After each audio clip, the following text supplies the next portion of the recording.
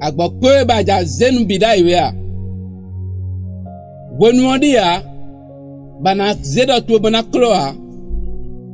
Nu aklo da tuyo enewe na susun yiro tuya gberekpon. Kwa bada ura santa de we mi memba na khode ba mama vanvona se de gbetuwe.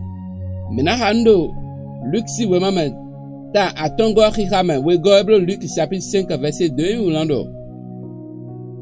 Eka motoji wun we do toto. Bodo intole ko jete sime. Bodo do yitole huwe. Amen. Fite toji wun to le kade. Toji wun le eno soro toto. Bokwenwe Yesu gbe lo na bia toji wun me eno solo bono bia me. Lo na itoji. Lo na yi wuli vwe viro toji don.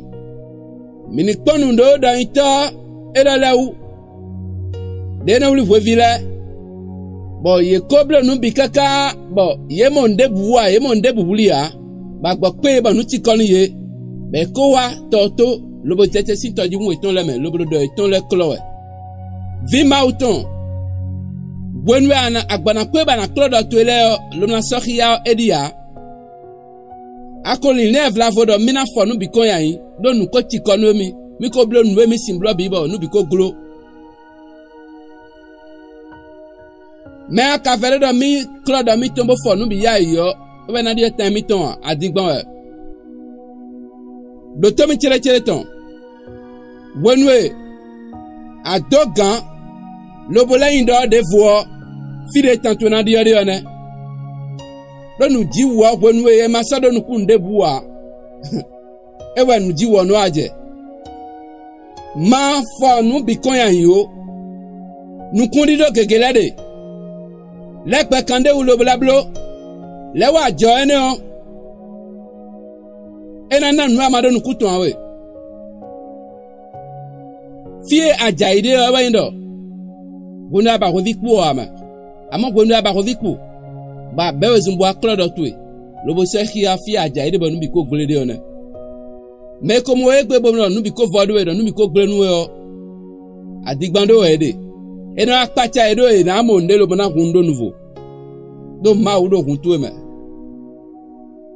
ma soklo da tuo note ma igbaje o bona ikungbando te ba na le greba nu kundo te akaiti je bo igbaje bo no ti konu emi e o mi na ko de ropo ana tache ma uche ndokunu e ba se Jesus Christ do mi do ni akuro tache me azewa nde azonai do fome a ajewa de na do fome a na wa do fome na ajewala anayi nu kondo Jesus Christ nkome